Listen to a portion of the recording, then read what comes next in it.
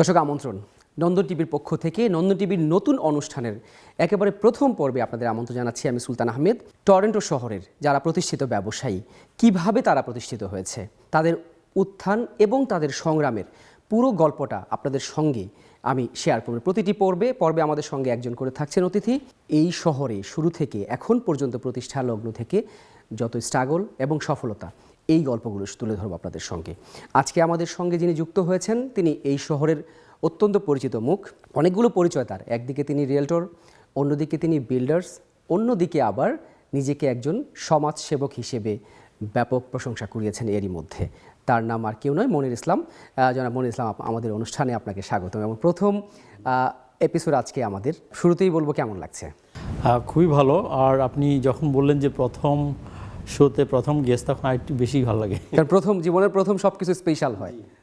অনেক ধন্যবাদ মনির ভাই। আমরা একজন সফল ব্যবসায়ীর কথা শুনতে চাই। আমরা যারা সমাজে নতুন করে এই শহরে এসে প্রতিষ্ঠিত হতে চায়, নিশ্চয়ই তারা এখন স্ট্রাগল করছে। আপনারা যে স্ট্রাগলটি হয়তো 12-20 বছর 30 বছর আগে করেছেন। তো আপনাকে সে যদি বলি যে এই বর্তমান পরিস্থিতিতে যারা নতুন করে এই শহরে আসবে তাদের জন্য আমি আপনার ব্যবসা বা অন্যান্য বিষয়ে আসব, তাদের জন্য আপনার আসলে কি পরামর্শ থাকবে? নতুন যারা এই লাইনে আসতে চায়, ডেফিনেটলি তাদেরকে আমি স্বাগত জানাবো। তাদেরকে বলবো যে যেন নিজেকে প্রিপেয়ার করে যেন আসেন। কারণ আমি যেই বিজনেসে যাব এটা একটা কাস্টমার সার্ভিসের মতো অবস্থা, যদি আপনি রিয়েলটারের কথা বলেন। আর কাস্টমার সার্ভিসে definitely I have to have good background, I have to have knowledge. So এই জিনিসগুলো সব কিছু বুঝে শুনে তারপর আসাটা বেটার। অবশ্যই। তার মানে জানার, বোঝার কিংবা পড়াশোনার কোনো বিকল্প নেই এই সেক্টরে। আমি যদি একটু প্রেক্ষাপটটা দর্শকদের সামনে তুলে ধরতে চাই, আপনার ব্যবসা শুরুটা কিভাবে করেছিলেন এবং কেন আসলে আপনার কাছে মনে হলো যে আপনি রিয়েলটর হবেন, এবং কি পোটেনশিয়ালিটি দেখে আপনি এই সেক্টরে এসেছিলেন, কবে থেকে এটা শুরু করেছিলেন? হ্যাঁ, খুব সুন্দর একটি প্রশ্ন। অনেকেই আমাকে এই প্রশ্নটি জিজ্ঞেস করেন। তো এটার পিছনে একটি ইতিহাস আছে। ইতিহাসটা এরকম, আমি 91-এ স্টুডেন্ট ভিসাতে আমেরিকায় এসেছিলাম। আমি ফরেন স্টুডেন্ট হিসেবে ওখানে পড়াশোনা করছিলাম। পড়াশোনা করার পর আমি ওখানে কম্পিউটার সায়েন্সে গ্র্যাজুয়েশন করে আমি তাহলে তো আপনি পুরোপুরি ভিন্ন ট্রেডের মানুষ। রাইট। আমি কম্পিউটার প্রোগ্রাম হিসেবে জব করছিলাম। অ্যাট দ্য সেম টাইম আমি শেয়ার মার্কেটে ইনভেস্ট করছিলাম। মানে এখানকার শেয়ার মার্কেট না ঢাকার শেয়ার মার্কেটে? এখানকার আমেরিকান নিউ ইয়র্ক স্টক। আচ্ছা, নিউ ইয়র্ক স্টক এক্সচেঞ্জে। হ্যাঁ। তো সেই হিসেবে আমার একটা চ্যানেল ছিল ওখানে, সিএনবিসি, যেটা সাধারণত শেয়ারের উপরে আলাপ আলোচনা হয়। সেখানে গেস্ট হিসেবে ছিলেন এখনকার বর্তমানে যে কয়েকদিন আগে নির্বাচিত হয়েছেন ডোনাল্ড ট্রাম্প। তার একটা ইন্টারভিউ দেখছিলাম। তো সেখানে সে একটা জিনিস আমি খুবই লক্ষ্য করেছি, সে রিয়েল এস্টেটের উপরে খুবই ফোকাসড, এবং তার কথা অনুযায়ী যে real estate is the business, মানে ফিউচার। সে বলছিল real estate is the future. তো ওই কথাটা আমাকে খুব আকৃষ্ট করেছে, যার ফলে আমি ওখান থেকে আসলে আমার আগ্রহটা জন্মায়।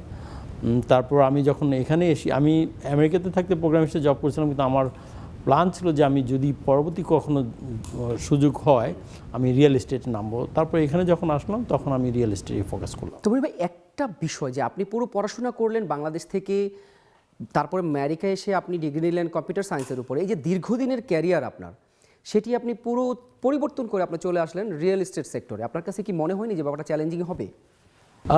আসলে চ্যালেঞ্জিং তো অবশ্যই। আমি যেহেতু ওই ফিল্ডে পড়াশোনা করেছি, তার জন্য আমি কিছুদিন কাজও করেছি বোঝার জন্য। বাট আমার কাছে সবসময় মনে হলো কি যে আমার বস ভাবটা আমার কাছে ভাল লাগতো না। তো যার ফলে মনে হলো যে আমি নিজেই কেন উদ্যোক্তা হচ্ছি না, এবং সেই হিসাবেই নিজেকে ওভাবে তৈরি করা। দর্শক, যেটি আমরা বিভিন্ন জায়গায় শুনি যে আসলে উদ্যোক্তারা কিন্তু কোনো বিষয়ে পড়াশোনা বা নির্দিষ্ট কোনো অঞ্চল, নির্দিষ্ট কোনো সীমারেখার মধ্যে কখনো আবদ্ধ থাকে না। তাদের গণ্ডিটা অনেক বড়। যারা উদ্যোক্তা হয়ে জন্মায় তারা যেখানেই থাকুক, আমরা বেশিরভাগ ক্ষেত্রেই দেখি খুব বেশি পড়াশোনাও জানে না, এমন অনেক বড় বড় সমাজে প্রতিষ্ঠিত হয়ে সমাজকে পরিবর্তন করে দিয়েছেন। মনে ভাই, আপনাকে যদি বলি যে এখন যদি কেউ চায় রিয়েলটর হতে, বা আপনারা যখন শুরু করেছিলেন, এটা প্রসেসটা কি আসলে? এই শহরে তো নিশ্চয়ই একটা ফ্রেম কাঠামোর মধ্যে, স্ট্রাকচারের মধ্যে সব কিছু করতে হয় আমাদের। এখানে রিয়েল এস্টেট একটা বোর্ড আছে, বোর্ডের থেকে আপনাকে কিছু কোর্স করতে হয়। বর্তমানে আই থিঙ্ক এটা 7টা কোর্স করতে হয়, 6টা বা 7টা। আমি তো অনেক আগে করেছি যেহেতু ভুলে গেছে। তো আপনার একটা পরীক্ষা পাস করার পর আপনি আরেকটা পরীক্ষা নিতে হবে, এভাবে 6টা বা 7টা করতে হয়। আর সময়টা হলো ডিপেন্ড করে আপনার প্রিপারেশন কীরকম। আপনি একটার জন্য 2 থেকে 4 মাস লাগতে পারে একটা কোর্সের জন্য। এভাবে সবগুলো কোর্স শেষ করে তারপর পরীক্ষা দিয়ে যখন আপনার সবগুলো পাস করবেন তারপরে কোনো একটা ব্রোকারেজে আপনাকে অ্যাসাইন করতে হবে।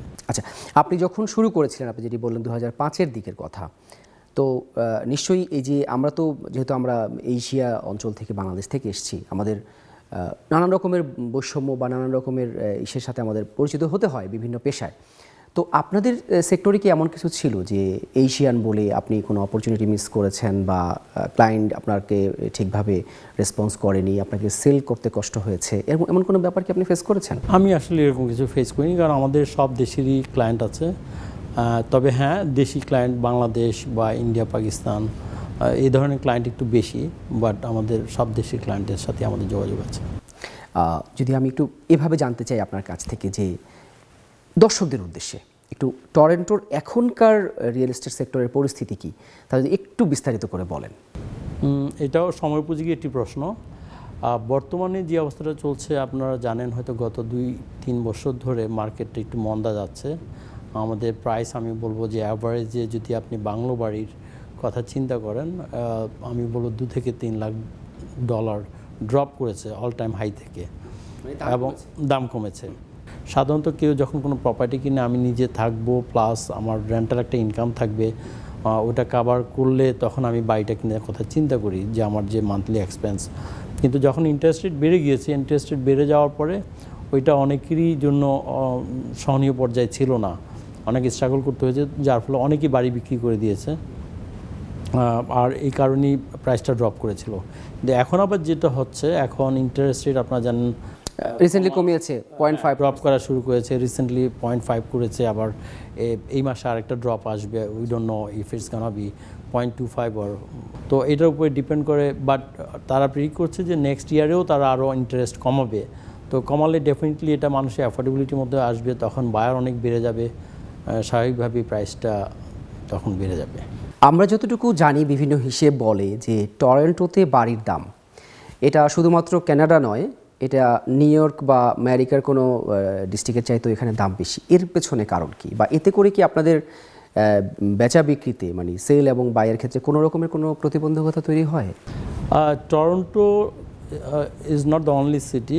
টরন্টো এবং ভ্যাঙ্কুভার যদি আপনি কানাডার মধ্যে বলেন, এই দুটোতে সবচেয়ে বেশি ইয়ে হয়। আর এটার কারণটা হলো, ভ্যাঙ্কুভারের মেইন রিজন হলো ওয়েদার প্লাস চায়নার কাছে, হ্যাঁ, তো এটা একটা কারণ। আর টরন্টোতে এটার হওয়ার মেইন কারণটা হলো এখানে জনসংখ্যা অনেক বেশি, তো বিজিএস সিটি কানাডার মধ্যে, যার ফলে এটার প্রতি সবার আকর্ষণটা বেশি থাকে, যার ফলে এখানে রিয়েল এস্টেটটা অনেক হাই প্রাইস। কিন্তু এটা কি আগামীতে আপনি যেমন বললেন যে ইন্টারেস্ট রেট কিছুটা কমানো হয়েছে, ম্যাটেরিয়ালসের যদি দাম একটু কমানো হয়, বাড়ির দাম কি একটু কমতে পারে, এমন কোনো সম্ভাবনা দেখছেন বা কমানো উচিত? ম্যাটেরিয়ালসটা আসলে সেভাবে কমার কোনো সম্ভাবনা নেই, হ্যাঁ, কারণ আপনারা জানেন যে ইনফ্লেশনের কারণে দিন দিন দাম বাড়বেই। সো ওটা হচ্ছে মেইন ইয়েটা হলো সাপ্লাই এবং ডিমান্ড। আপনি জানেন যে যখন আপনি কন্ডো মার্কেটের কথা চিন্তা করেন, sky is the limit, but যখন আপনি বাড়ির কথা চিন্তা করেন, you have limited land. So যার ফলে লিমিটেড সাপ্লাই হবে তখন, কিন্তু আপনার জনসংখ্যা কিন্তু বাড়ছে দিন দিন। আপনারা জানেন আমাদের ইমিগ্রেশন ফ্রেন্ডলি কারণে প্রচুর মানুষ বাইরে থেকে আসছে, তো যার ফলে যখন আপনার সাপ্লাই কম থাকে আর আপনার ডিমান্ড বেশি থাকে, স্বাভাবিকভাবে প্রাইস ক্যাটেগরি হাই।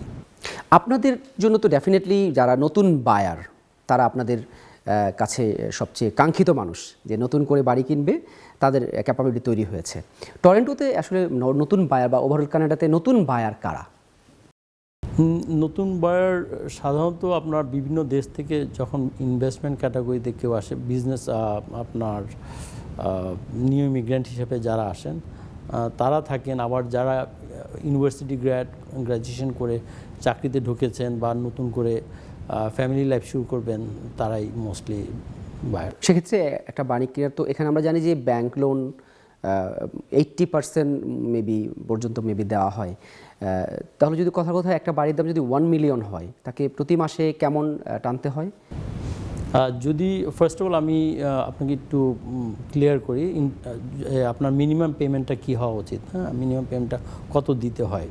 তো ডাউন পেমেন্ট যেটা বলে, তো আপনি যদি কোয়ালিফাই করেন you can put down as low as 5%, but 5% দিলে আপনার তখন সিএমইর চেয়ে একটা কস্ট আছে, ওইটা ওয়ান টাইম কস্ট। আপনি যদি আজকে বাড়ি কিনে কালকে যদি বিক্রি করেন ওটা ওয়ান টাইম চার্জ হয়ে যাবে আপনার। তো ওইটা সেভ করার জন্য আপনাকে 20% দেওয়াটাই আমরা সবসময় রিকমেন্ড করি।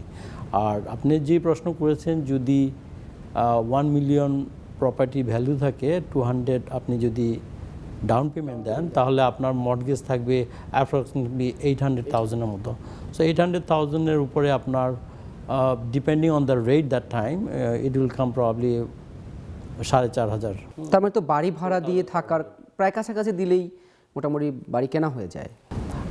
এখন মনে করেন যে বাড়িটা আপনি মিলিয়ন দিয়ে কিনবেন, এই বাড়িটার আপনার ভ্যালু আপনি যদি র্যান্ট করতেন উপরে, তাহলে হয়তো আপনার 3,000 বা 3,500 লাগতো। বাট বেসমেন্টের থেকে সাধারণত একটা রেন্টাল ইনকাম থাকে যেটা অনেক সাপোর্ট করে। তো সেই হিসাবে কিন্তু আপনি নিজের মর্টগেজটা নিজেই পে করছেন, আর প্লাস বেসমেন্টের যে ইনকামটা এটা এক্সট্রা থাকে। খুব কমন একটা প্রশ্ন করি একদমই আমজনতার জানা আগ্রহের জায়গা থেকে, সেটা হচ্ছে যে একজন বাড়ি কিনছে, একজন বিক্রি করছে। তো যদি এমন হয় একটা ওয়েবসাইট তৈরি হয়, সেখানে লিস্ট করছে কেউ, আবার কেউ বায়াররা গিয়ে সেখান থেকে কিনে নিচ্ছে, বা এআই দিয়ে অনেক ক্ষেত্রেই বলা হচ্ছে যে এআইয়ের কারণে রিয়েলটরদের ফিউচার থ্রেটের মধ্যে রয়েছে।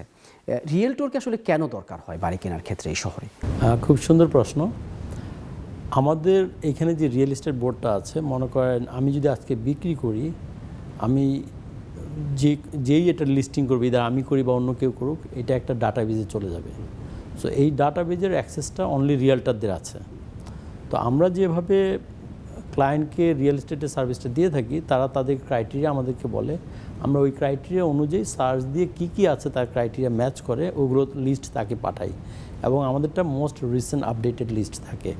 হ্যাঁ, এখন অনেকগুলো অ্যাপস আছে যে অ্যাপসের মাধ্যমে আপনিও হয়তো সেই লিস্টটা জানবেন বা কোন বাড়িটা অ্যাভেলেবল আছে আপনি পাবেন, কিন্তু প্রবলেম হলো ওখানে কিছুটা ডিলে থাকে, নাম্বার 1। নাম্বার 2, আপনি যেহেতু ফার্স্ট টাইম বায়ার, আপনি হয়তো অনেক কিছু জানবেন না বাড়িটার ব্যাপারে, যে কোনটা ভালো কোনটা খারাপ, প্রাইসটা রাইট কিনা।